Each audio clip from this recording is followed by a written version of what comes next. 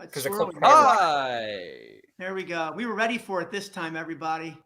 We got a good group tonight. We really appreciate y'all coming on early. I was watching the chat. Rick and Dave and Tom and Tim and Blake is always supporting Burton. Thank you so much for being here tonight. We've got a little more. We're a little more savvy with our with what we can do tonight. Let me show you some of the cool stuff we can do. Watch this. I can transport us back into a 50s diner. I can do all kinds of other stuff too. So anyway, we've got this guy here, Gabe. We're going to call him the Kid. He's going to do our monitor the chat tonight to make sure that we don't miss anybody, to make sure that anybody that answers the question and should get credit for it. We want a tough time. Hey, Sandra, how are you? And he'll put up, if you make a good comment, if you say something profound, it'll go up on the screen here tonight. So we're going to start. We're going to start off tonight. We're going to start off, even though this is a 50s night. Let's start off. Let's talk about who's seen the Beatles get back. I mean, we've got to talk about that, right? Who's seen? Yeah. Has anybody seen all 3 episodes? No. No. All right, we got like silence here. People are. I know. It's like the. I think there's a delay. Well, I'll talk then. Let me tell you about the Beatles documentary. That sounds great, Mark. First of all, let's hear about it. Well, first, I will tell you this. First of all, I thought before YouTube, when the world wasn't connected, I figured I had to be like one of the top 1,000 Beatle fanatics in the world. I mean, was I completely off? I mean, there are people that are absolutely nuts. Like they know like what Paul McCartney had for breakfast every day of his life. I mean, total psychopaths, sycophants, psychopaths, whatever you want to call them. But anyway, so I don't even register on the, but I'll tell you, being a fly on the wall to the Beatles doing their thing is amazing. Now I'd seen Let It Be a million times, but I just feel like I don't give Peter Jackson a whole lot of credit. I don't think there was any really profound editing. He spent 4 years. I don't know what he was spending 4 years doing, but it's great. I mean, it's a little bit bloated, I think, for the non-Beatle fan, but I just love just stuff where Paul's like, yeah, Lennon's late again. Just really just talking like you would talk in a band when, your guys are late. I thought it was really cool. So I enjoyed it. The best part, and I think a lot of people that I've talked to agree with this, is, Paul's on the bass. They're trying to figure out songs, right? They're trying to write 14 songs in 2 weeks. And, Paul's on the bass, Georgia was a man. And 3 minutes later, he's got most of the melody for Get Back. I thought that was pretty awesome. Yeah. And you hear that with Let It Be. And if you think about it, in 2 weeks, not only did they write all the songs that ended up on Let It Be, but George had All Things Must Pass. He had Isn't It a Pity? I don't know why those two, they fluffed those off. And they wrote half of Abbey Road in those 14 days too. Lazy. They could have put a bit more effort in. Video out, 14 days. So, all right. So today we're talking about all things 1950s. So we're going to start off with a trivia question. Then I'm going to let Simon talk. Okay, that sounds great. All right. So, who coined the phrase rock and roll? You need background music for the quiz? What do we do now in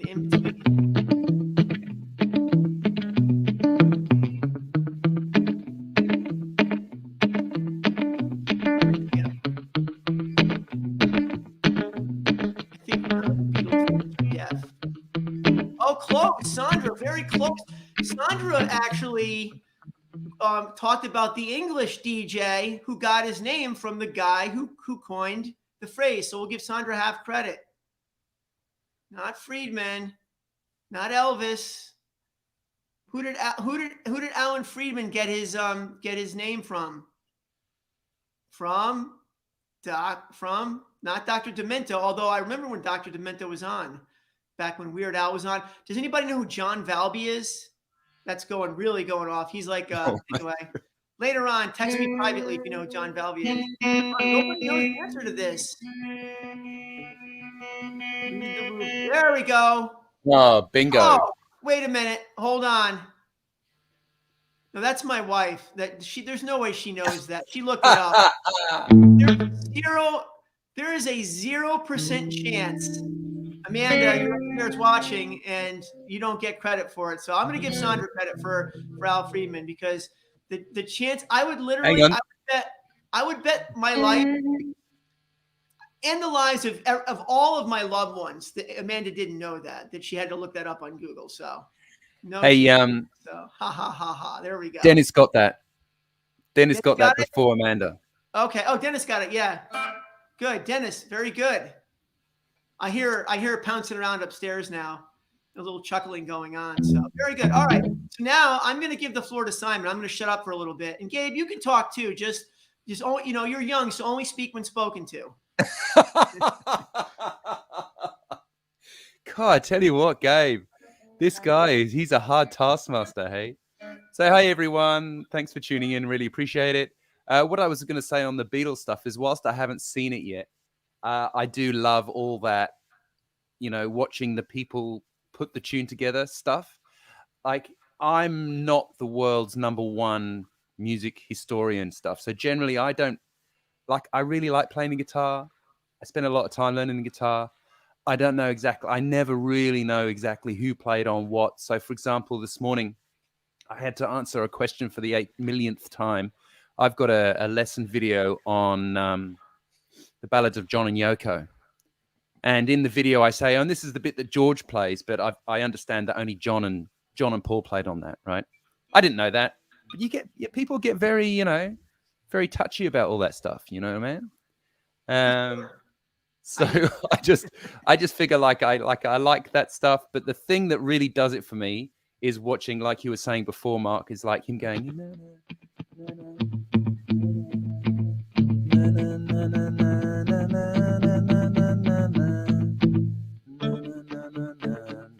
you know what I mean? Like, that is super cool.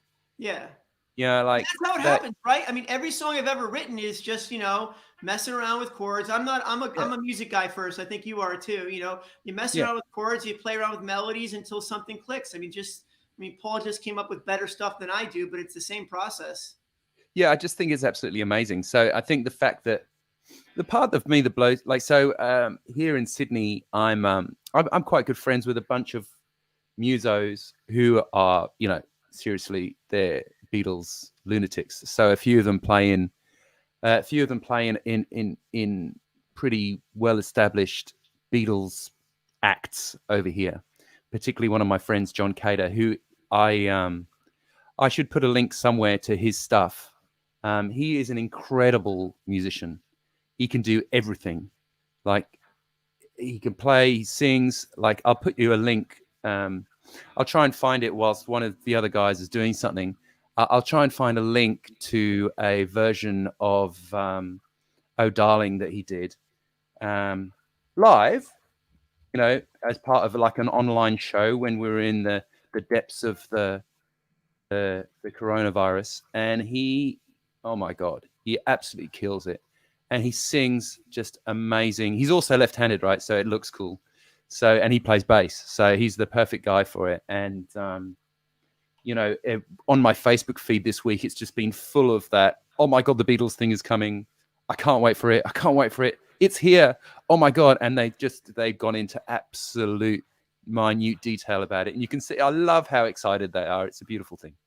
Yeah, I stayed up till 3 in the morning. I watched it as I waited 2:59. It still said coming soon. Then right at 3 o'clock, it reset on my Disney Plus that I'd ordered an hour earlier, and I watched it in real time. Yeah, it's cool. Yeah, absolutely unbelievable. I was tired the next day, but it was worth it. Yeah. Absolutely. Anyway, so it doesn't seem like not a lot of people are commenting on it. So I guess a lot of people haven't seen it yet. So, hey, Orville, how you doing? So I'm going to tell you this one more story. So Orville asked me to help assist him in procuring this guitar. So FedEx is supposed to come to my door, and I have to sign for it. And I've never had to sign for anything before with FedEx. Well, as it ends up, Eastwood also sent me a guitar, which is supposed to arrive this evening. So even though I've never had a FedEx package come where I've had to sign for, I'm receiving 2 tonight. I should receive Orville's guitar and the Eastwood Exciting. guitar, which I'm going to give away in in about a month or so. Beautiful guitar from Eastwood. It's a cherry 12. It's a semi-hollow 12 string. I saw the invoice on it. You know, they gave it to me, but to do a video. But it's it was $950 with the case. So nice guitar. I'm going to give it away to somebody. Yeah, wow. Mark, can I comment on something real quick? Yeah, sure. Go ahead, kid. Lisa asked if Disney Plus has a free trial. Sometimes they do promotions through stuff. Like I know that when we switched over to our phone service plan, there was like a free 6 months of it. So like I don't think they have like a just free, but like they do promotions through stuff. They actually, to answer your question deeper, they had a free trial, but they knew the Beatle thing was going to be big, so they pulled it. But here's something you can do. If you have Hulu, I was paying $12.99 for Hulu. Now I have Hulu, Disney Plus, and ESPN Plus for $13.99. So I paid $1 to add the ESPN Plus and Disney Channel to my endless line of streaming. We haven't cut the cord yet either, so we've got like way too much television going on. So anyway, so we'll talk. All right, let's talk music. We'll talk more about TV later. Excellent. Like TV trivia too. All right, Simon, why don't you play something for us and take us through the some of my favorite 50s riffs. Well, I think one of the cool things about the 50s is that there's no, you've just basically got the sound of the guitar. Do you know what I mean? Like it's not like you've got some crazy filters or whatever, because they hadn't been invented yet. And I think that like a lot of those guys, I always sound a bit out of tune in my ear. A lot of those guys, they were just amazing guitarists, and how just exacting they were. Like you listen to some of those songs and you initially think, oh yeah, that's okay, it's not too tricky, but then you actually sit back and you listen to what they're playing, and then you try and play it exactly like that without any string noise or whatever, and at the speed often that they're playing it. I mean, sometimes the tempos of those things are pretty intimidating, and yeah. So there you go. So I thought I'd start us off by playing. While Simon is tuning, I want to make a comment here. Simon is like the Australian John Frusciante. So you guys know John Frusciante. Constantly out of tune and drunk. All right. One of the great guitarists of all time. Well, his B string was always slightly out of tune, but it actually sounded better. And I mean this sincerely. Simon's guitar always sounds like just slightly out of pitch. No, I mean this. I'm not joking, but better. I'm serious when I say that. Your guitar always sounds amazing. Like you just have it tuned perfectly. Yeah, I don't know, man. I wish I could say, oh, yeah, it's because I have this special way that I only have. I just, maybe anyway, let's play a tune. You just have a crappy tuner, maybe. maybe.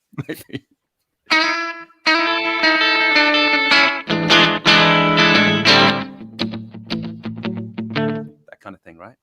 It's just such a cool sound, right?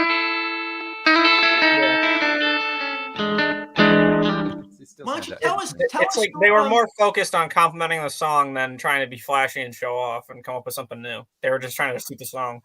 I'd like to know, Simon, what's your signal chain right now? Guitar, amp. I thought so. Yeah. What amp are you playing through? A Fender Vibrolux? No, I actually am using. I'm using. A little while ago, I'm a sucker for a bargain. And so I bought something called a Marshall Origin 20. And it's basically a little tube amp. It goes 20 watts. You can chop it down to half or 1 watt or something. It's got like an onboard gain thing, and that's it. Oh, I do have a JHS delay in between the guitar and the amp for slapback delay, but that's it. That's all I have. I think I'm like, despite the crazy effects situation here behind me, I'm not a massive effects person. Like on my board, I'll have like a fuzz, wah, overdrive, delay. That's kind of the things I need. Yeah. So, but that when I was learning this for the video that we put together.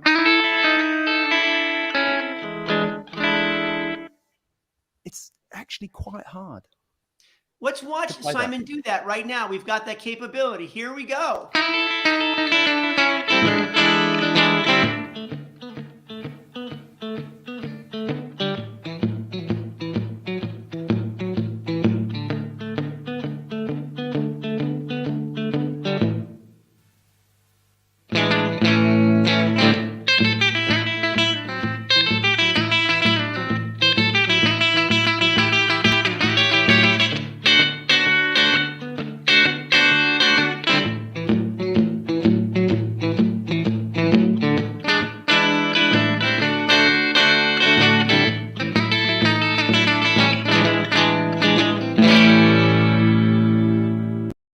How about that, huh? Technology.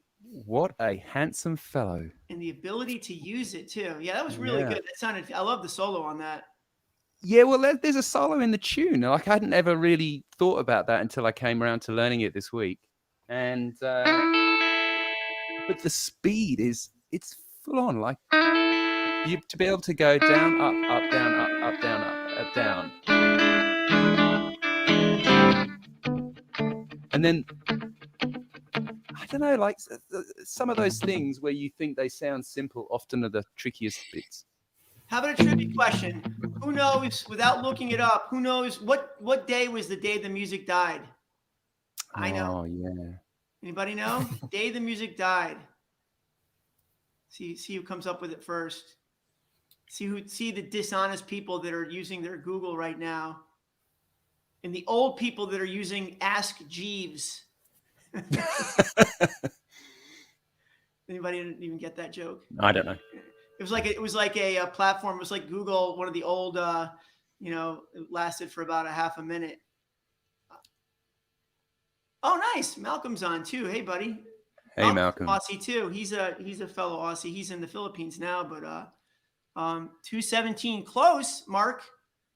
That's good. 217. You got the right month. I think we all know the year, right? Most of us know it was 59. So while we're doing that, let's talk about the. So anyway, sorry, Mark. Can I interrupt again? Yeah. So I was just going to talk about the solo in that Buddy Holly thing. Go for it. Right. So you've got the tune itself is A, E.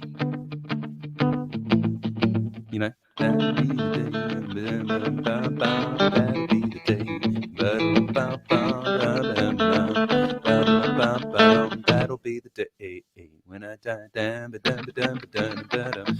then it goes half bars. A, E.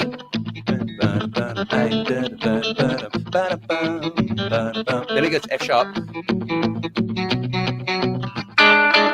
Right, and then it goes around to the verse. You've got A, E, A, E, A, E. But actually the solo is just a standard 12 bar. So I totally was not expecting that. 1, 2, 3, 4, 2, 2, 3, 4, 3, 2, 3, 4, 4, 2, A, 4, 1, 2, 3. And then it does the little pentatonic riff. So you're kind of coming down from G. I know not G, but I always think as if the capo's not there. It's so simple, but it's really awesomely effective. Now, I cheated a little bit on the tune, then it just goes, but I played it. And then it plays it. It's just a fantastic solo. Sounds like the perfect thing. It's not too complicated, but it sounds great. Oh yeah, there's a lot to really be that sort of thing. I think you make a great point, though. I think the reason, and I've always thought this, there's a lot of great 50s tunes that break away from the 12-bar blues in a very unique way. And I think because there wasn't technology, there weren't pedals yet, rock and roll was still evolving. The first way to be creative within the blues form was to break and to turn around and to mash up the 12-bar blues. Yeah. So, and it's funny because we've kind of, we've evolved music in different ways, with substitutions and, weird chords and plagal minors and things like that. And now when we do blues, most of the time it's usually like a 12-bar blues. I mean, we might go to like the minor, the minor and the, where the 4 is, but other than that, it's pretty standard. So Yeah. That's a great point that a lot of the old tunes do use a really interesting patterns on, and interesting rhythms too. Yeah, and I sort of think I wasn't expecting that. Like, I mean, it's a song everybody's heard 8 million times, but I've never actually really learnt it.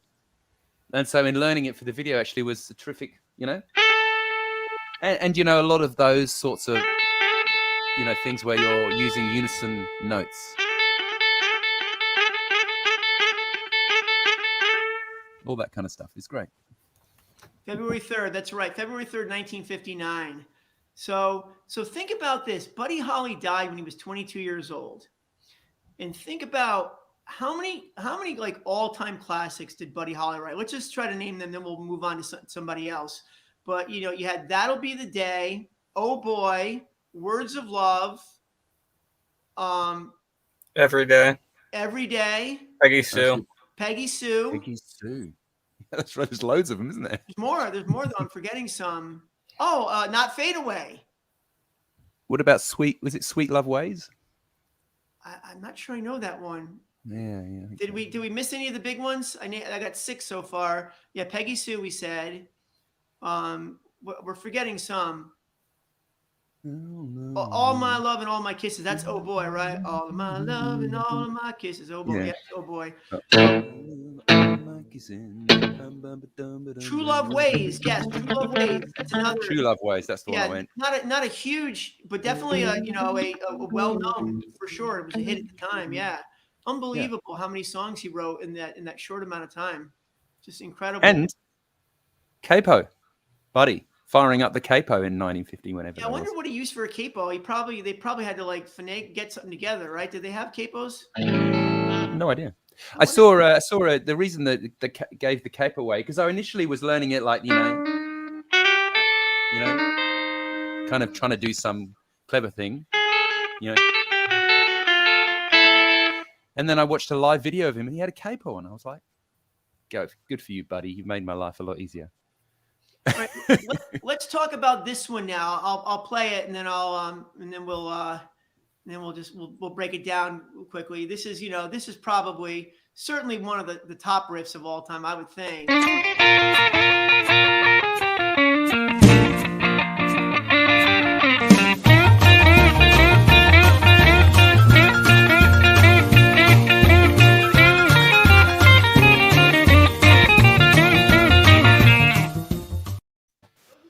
That's some excellent duck walk action there, Mark, by the way.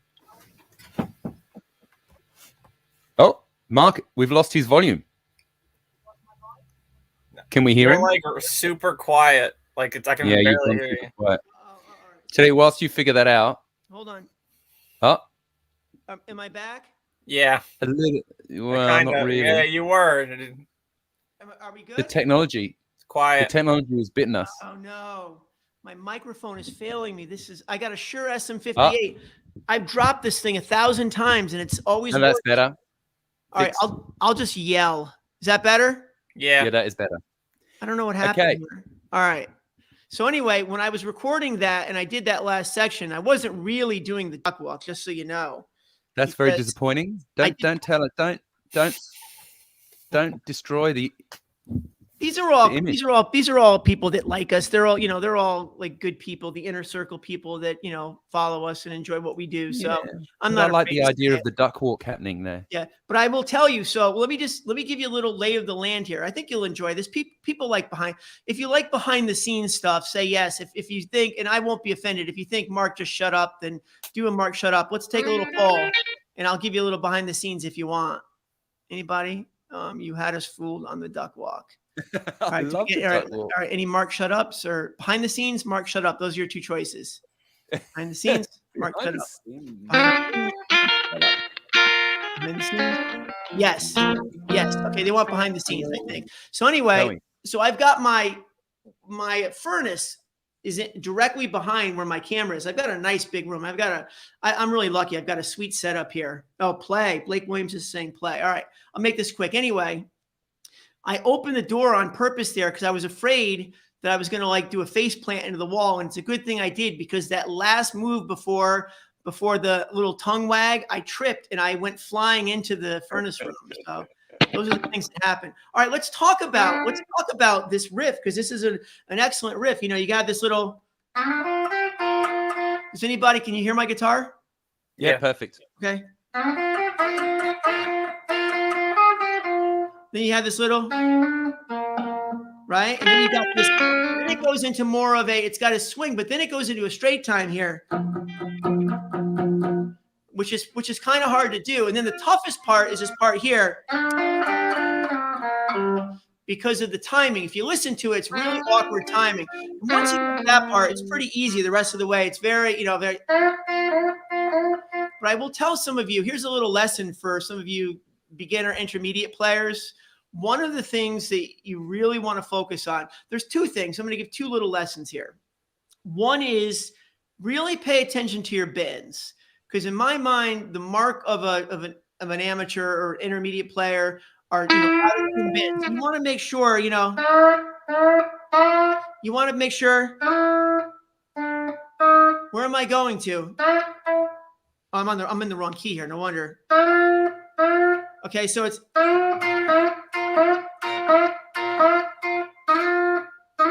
You want to get up there, okay? So the way you can practice that, Simon, you want to say something?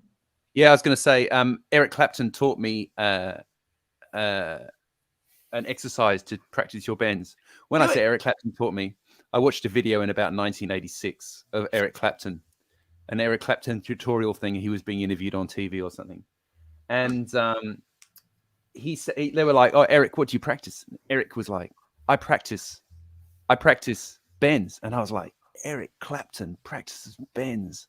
Maybe I should practice bends. I was like 10 or 11 or something.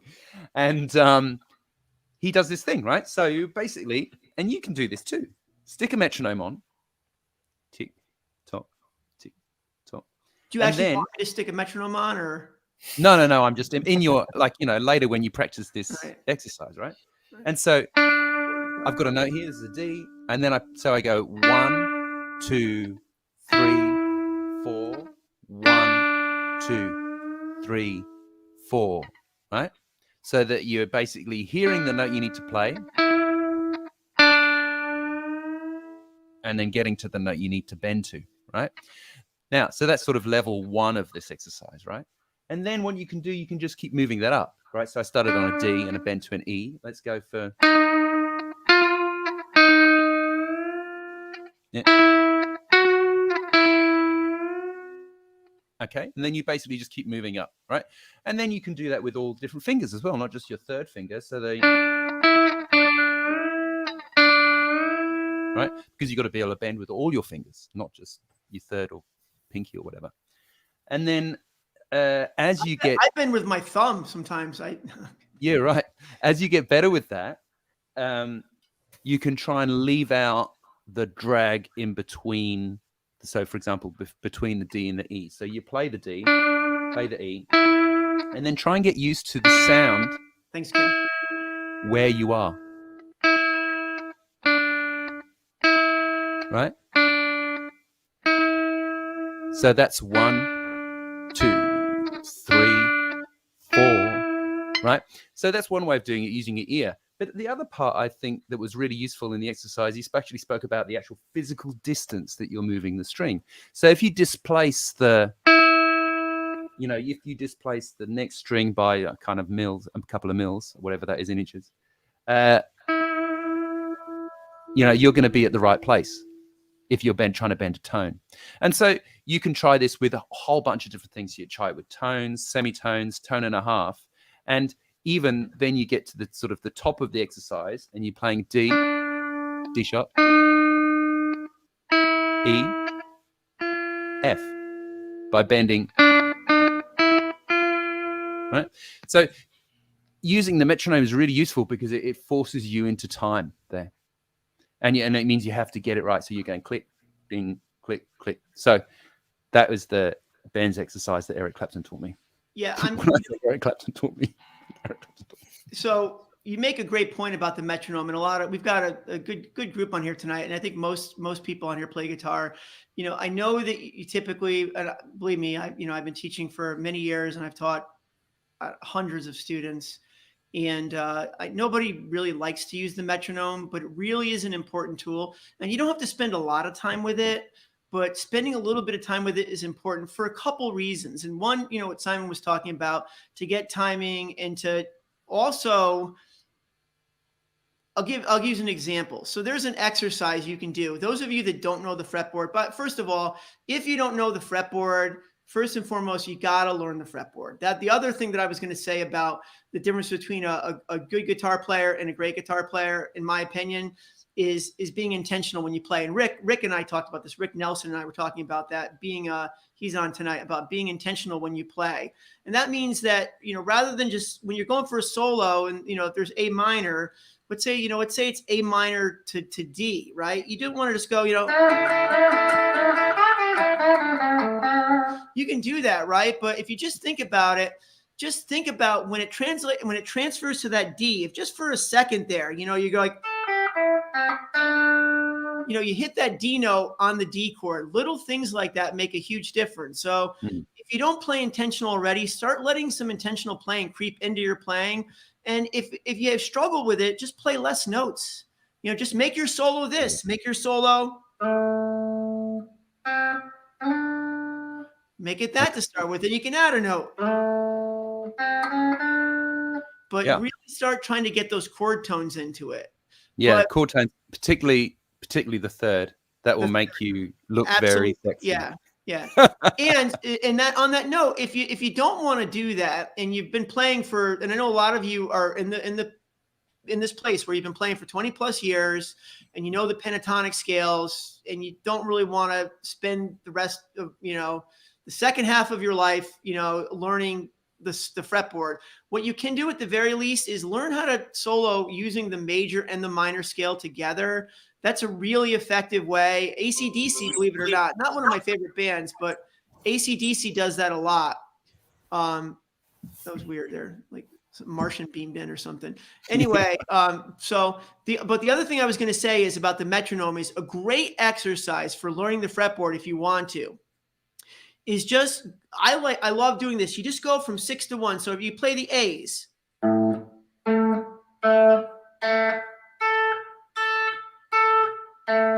then you switch and you go up and down. So you'll get to a point with that pretty quickly where you're dun, dun, dun, dun, dun, dun, dun, dun, dun, playing pretty fast.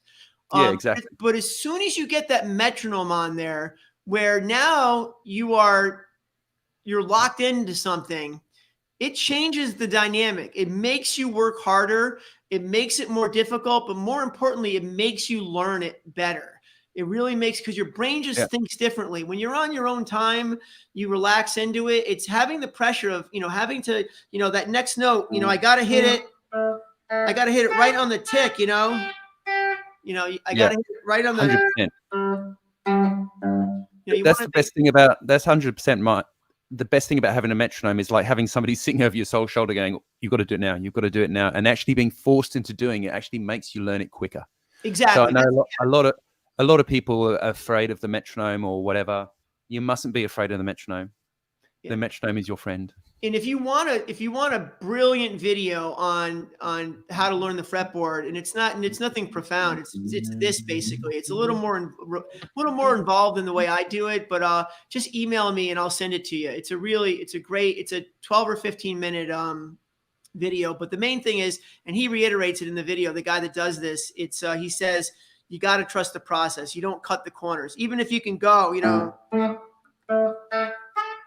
1,000 miles an hour, you still go through that process. You go through the 5 weeks, 3 minutes a day, whatever it is, to do that. So that definitely works.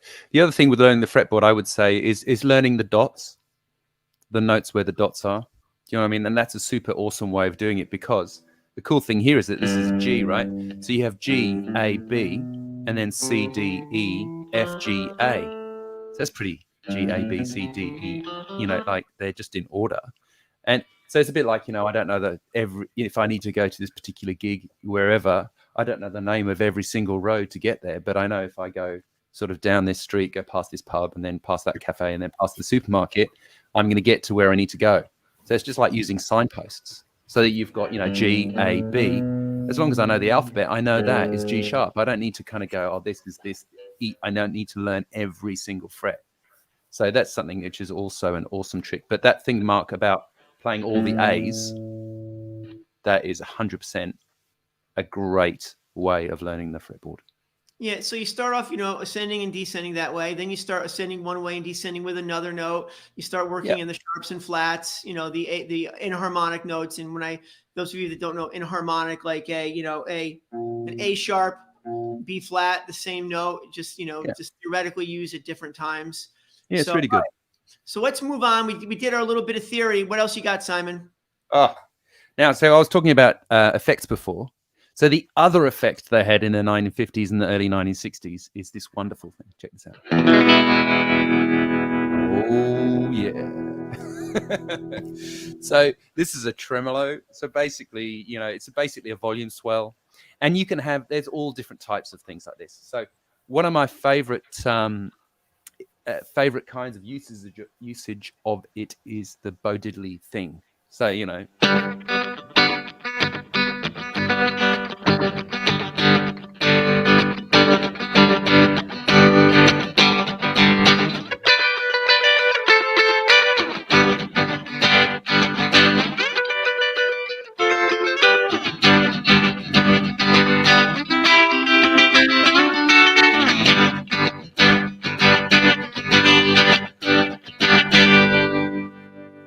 that kind of sound.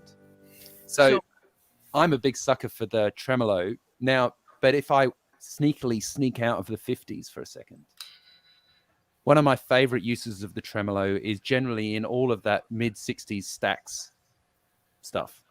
So, all the kind of thing. So like Steve Cropper. The Steve Cropper thing,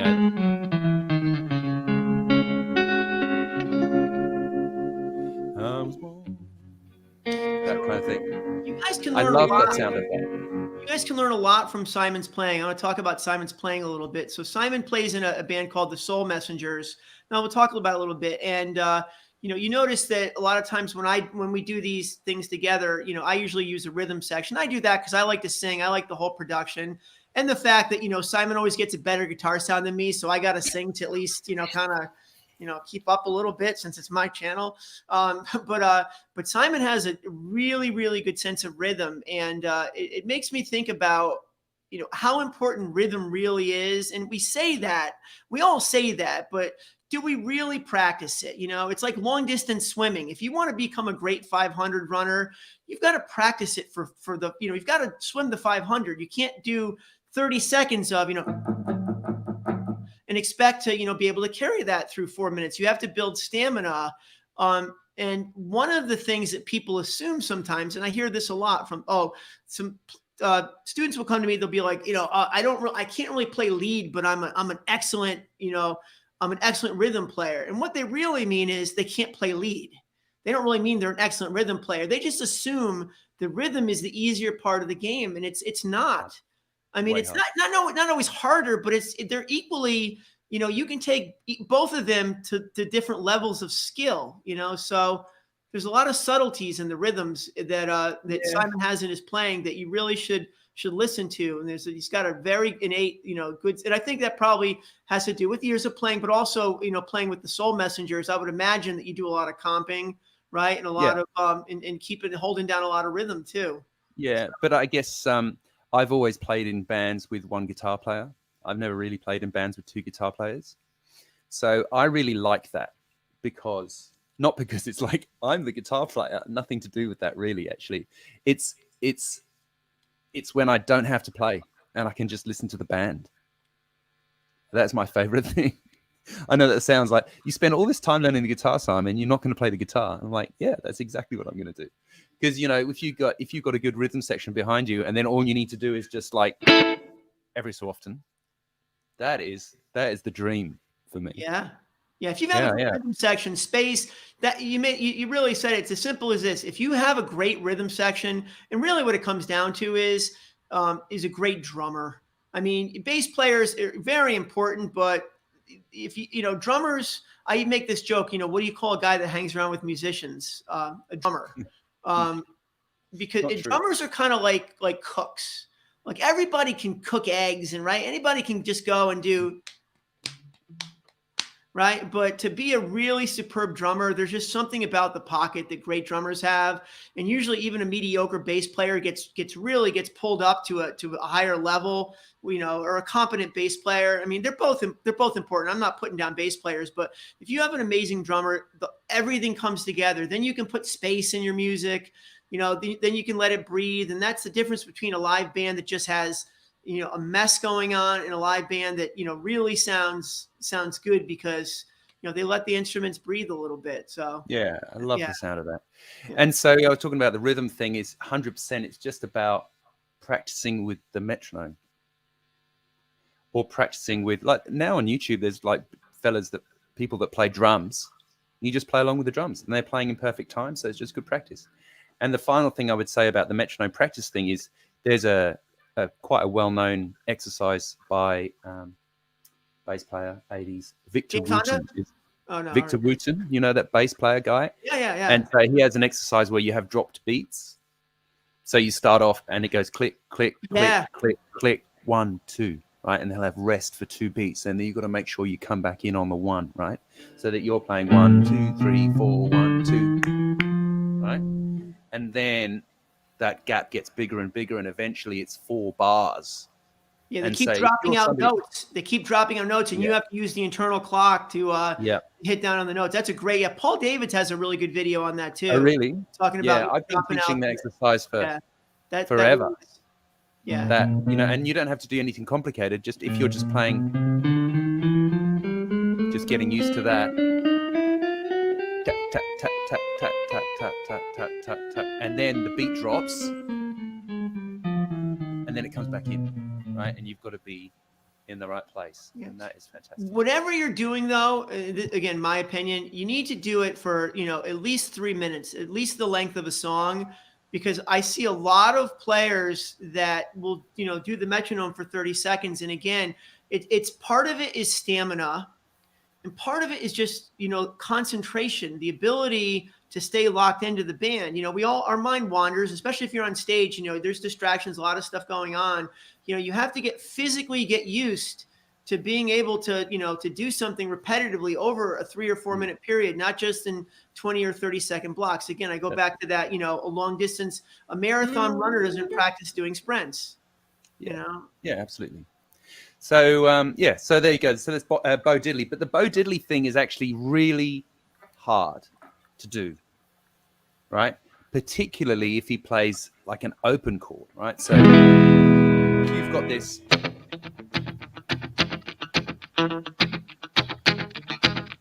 Because there's actually a lot going on there. Like you think like Not Fade Away, right? Yeah, you were saying a Buddy Holly tune. Was that a Bo Diddley tune? Who wrote that, Not Fade Away? I know the Rolling Stones did it as well. I have no idea. Anyway, as I say, I can play these tunes, but I never know anything about them. Now, with that, you know, they're going.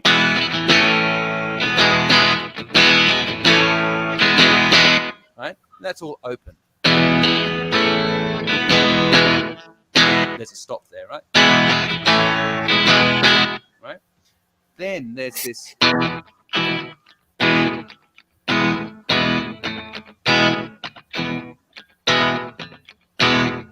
Now, so I'm muting there with my left hand, but if you want the clicks as well, they come from your right hand. So the coordination of the...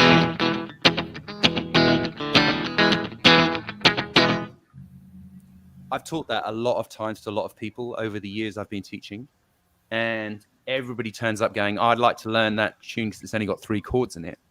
And it's like, okay, well, that's not the bit that is the learning you'll get out of that. So it's very cool.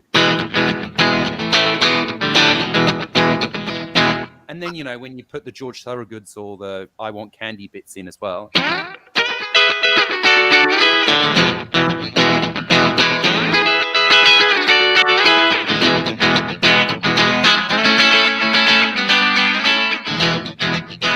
just awesome. awesome. So when you can play that, I reckon you've got rhythm guitar. So we're gonna get into the trivia in a minute. I want to throw one thing. So I had two viewers of the channel that mentioned about, not really understanding how to read tablature. So I just want to throw this out. There's 24 people on right now. If anybody, just say yes if you're interested. I was going to do a live stream. I'm not going to bother Simon with this. Maybe sometime next week I'll announce it, or I'll send a private message to you. If you're interested in maybe a 30-minute, I'll do a 30-minute live thing on how to read tab. If people don't know how to read it and they're interested, just put a yes in there. From there, we're going to move on to trivia now. So this is where we give out prizes. All right. So the first trivia question I have for a $25 Amazon gift card is this: to the person that gets our birthdays, day, month, and year, the closest. So you have the rest of the video to mull that out. Don't go looking up names and whatever's. Just to try to guess, see how, you got to figure out when each of us was born. So that's an extra $25 I'm just giving up. Whoever we're going to go for year. You have to give year, month, and day. Oh my God, no, not the day. Do I still get to guess? Year and month. Yeah, let's go for year and month. Year and month. There we go. Year and month. All right. So you guys work on that. So let's do some trivia for another $25 for the winner tonight. So I have some trivia questions that are about music. What a concept. So here we go. I've got 10 questions. So there's a lot of questions. Let's go for it. Number 1, who said, "I smash guitars because I like them"? Pretty easy, that one. Who's that? Was it?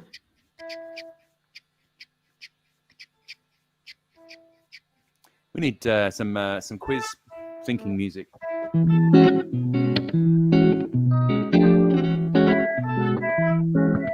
hello. What do we think? Steve. Steve is the winner. Pete Townsend is the answer. Correct. So this is where Gabe is going to come in handy because he is way better at counting than I am. Well, here's my problem is that you guys didn't give me all the correct answers, so I got to wait for you to say them before I can see who got it right. That's all good, man. Don't stress. I'll send them over in a second. Now, yes, because I've spent my whole life counting to 4, so I can't count beyond 4. So, question 2. It's a complete the lyric. Complete the lyric. And so I need to know the name of the song and the name of the artist. Okay, so here's the beginning of the lyric. You can dance, you can jive.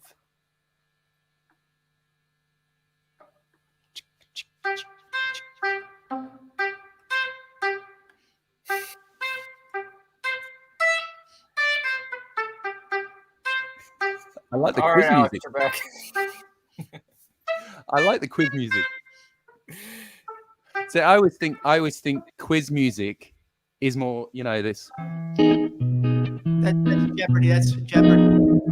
Okay, answer. All right, here we go. The answer is Dancing Queen by ABBA. So, all right. So we have. He said ABBA dancing, and then we have Dancing Queen. So which one do we go with? Because he obviously knew what he was saying. Yeah. I figure we're gonna go for Anthony there. All right. He's got the dancing. Okay, another complete the lyric. Do we get that one? We got that one. That was Dancing Queen by ABBA. When we do songs, we're looking for the name of the song and the artist, right? Not just one or the other. Yeah, please. So if we have to have everything, let's be clear. When we finish that, I've got typos are okay, but you got to have the name and the artist. That's right. You keep them in check there, Gabe. So, hey man, why don't you leave me alone? What is that from? Hey man, why don't you leave me alone? I've got a bit more of the lyric if we need help. Hey man, why don't you leave me alone? All right. quiz music. I'm gonna go back to that. It sounds a bit like the beginning of a Who song. That's Jeopardy. It's a show in the States. I don't know if you guys. There get you that. go. Yeah. There you go. I don't know these. Yeah. More lyric, please. Okay, so hey man, why don't you leave me alone? I said, hey man, oh Henry, get off the phone. Oh, I know it now. Yeah. I reckon we've got him today. I'm very happy with this one. Hey man, why don't you leave me alone? I said, hey man. My wife would know this one. She is the biggest fan of this chap. English bloke.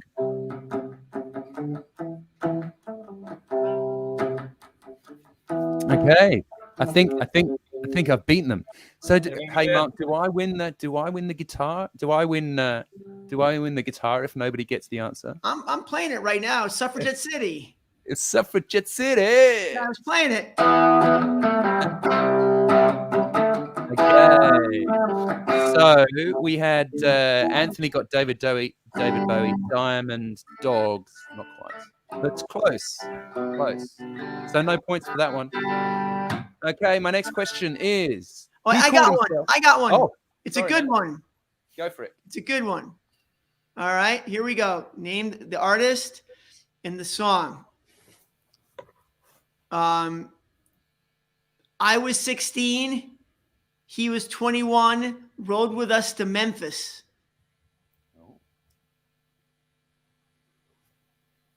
It's a great line. Here's a good one. Oh, it looks like Rick actually got it. Is that true? Did Rick? I think he said it. He said it like as Mark was saying the question. Okay, fair enough. He said it a bit late, but he might have popped off the stream to try and find it. What's that? Rick Nelson just said Suffragette City. Oh yeah. Suffragette City. I didn't realize. I thought all the trivia was 50s themed tonight.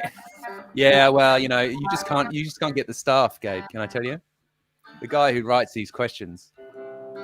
What a pain in the backside he is. Mark said it was 50s night, so I thought it was all 50s trivia. And you said Dancing Queen, and I was like, yeah, I'm not sure that was in the 50s. Not in the 50s. No. If you think hard enough, I do have a 50s artist question now, though. Okay. But we've been. Did anybody get mine? No. Is this it? No. It's. So I'll say this. I was 16. He was 21. Rode with us to Memphis. Oh. Sounds like that song should have like a. I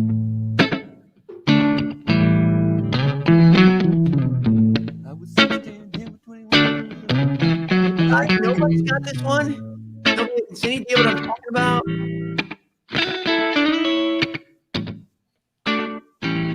Is that how the song goes? No, it's on. If people want to give up, they can, or they can look it up. You can look it up now. If we get 3 give ups in the chat, then we'll give up.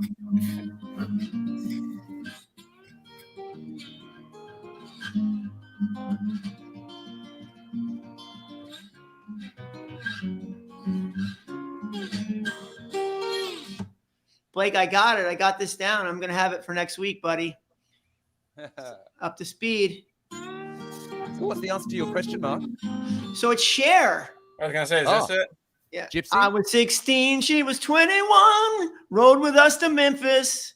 And Papa would have shot him if he knew what he'd done.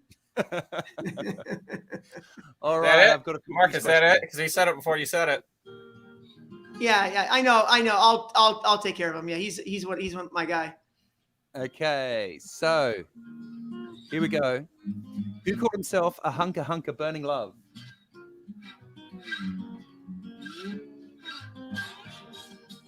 I'm enjoying the quiz music. It's excellent. Is it fun if I try and think of some trivia questions to spit out too? No, well, I've spent hours and hours researching, Gabe here. Hours and hours. Oh, I think we've got a winner. We've got Tom. Tom fired up the Elvis there. Well done, mate. Excellent. I've got a great story about this song. Okay. Oh, I love And I'll it. tell you, and let me tell you, Elvis, a lot of people, me when I was younger, first of all, Peter Guralnick wrote a 2-part biography on Elvis. Now I'm not going to get into my past, but let's just say that I have I've got a lot of degrees in English. Let's just say that. And so biography is one of the toughest things to write. And they're either brilliant when they're written well, like Carl Sandburg's Lincoln, and there's a few others. But so Peter Guralnick wrote one of the greatest biographies of anybody ever, this 2-part biography on Elvis. And Elvis literally breathes off the pages. It's brilliantly written, and I cannot overstate it. It's that good. So Burning Love was recorded in 72. You know, Elvis is basically a prisoner in Graceland, and his life is that every day that just the same thing, and he's so addled with drugs, and he can't really do anything. So he's eating the fried peanut butter sandwiches. He's put on tons of weight. But Elvis was famous for like really being a musical genius, an encyclopedia of knowledge of the blues, and just he had a really great memory of like what takes were good, a really good sense of rhythm.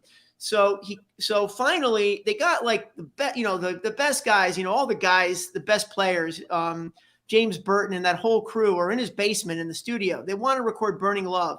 And day after day, Elvis is burning their time, like putting him off because he can't get out of bed. So he comes out of bed one day at like 9:30 in the morning in his pajamas. And he comes downstairs and he does like 9 takes of it. And he goes, first half of take 2, second half of take 9. And then he goes back up to bed, and that's what's on the album. Imagine him like half asleep in his pajamas, like singing Burning Love. Go listen to Burning Love right now. Think about like how intense that vocal is. That he was like half asleep and probably he was probably spitting peanut butter on the microphone. Nice. Great story. Good story. Okay, number 5, maybe this. Okay, here's a good one. This is good. I like this. This is true or false, everyone. True or false? Australian Olivia Newton-John's grandfather, Max Born, won the Nobel Prize for Physics. True or false? You just guess one or the other, right? And then you're going to be right or wrong.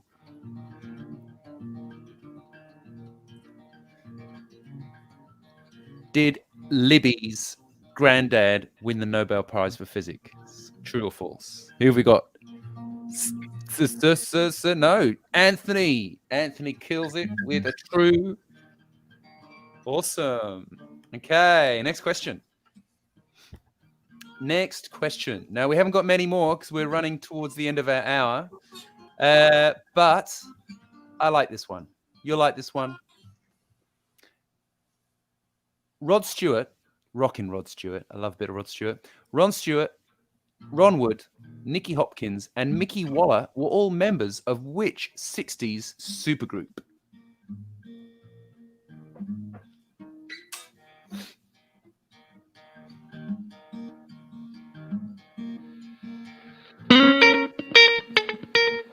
'60s supergroup. Oh, I like the faces. That's a good try, but it's not right. No, not the Faces. Faces formed in the 70s after the Small Faces broke up, after Steve Marriott left.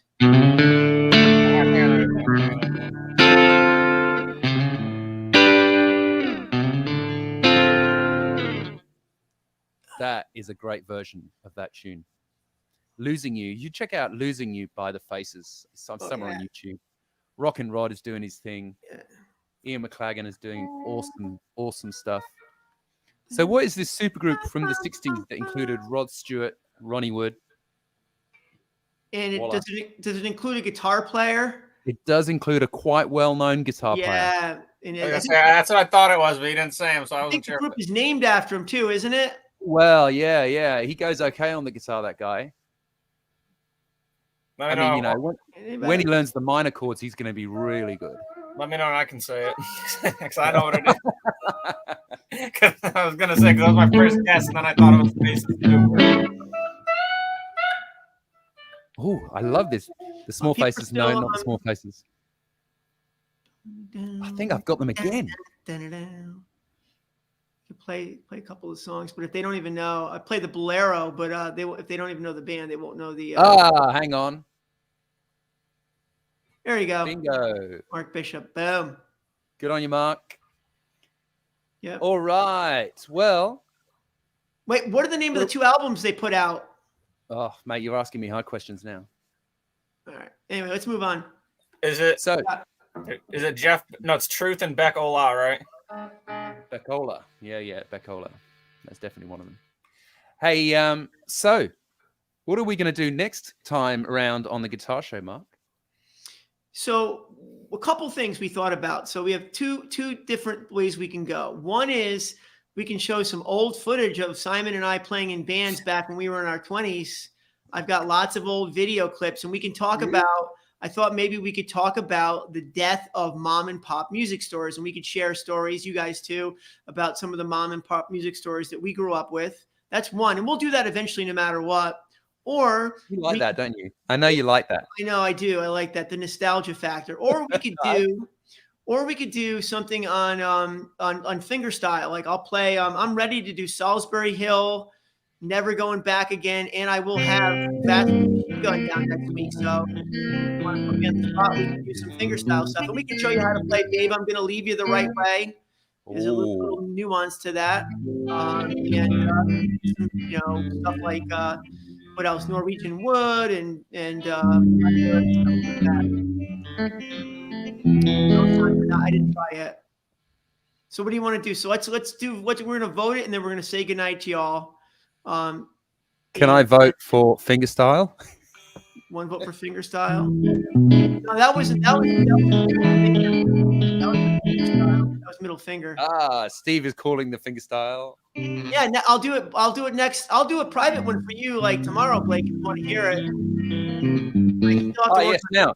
And just before we go, we need to know who had the most right quiz answers. I can play Bronny or Stomp there, See. Hilly. It looks like Anthony had the most.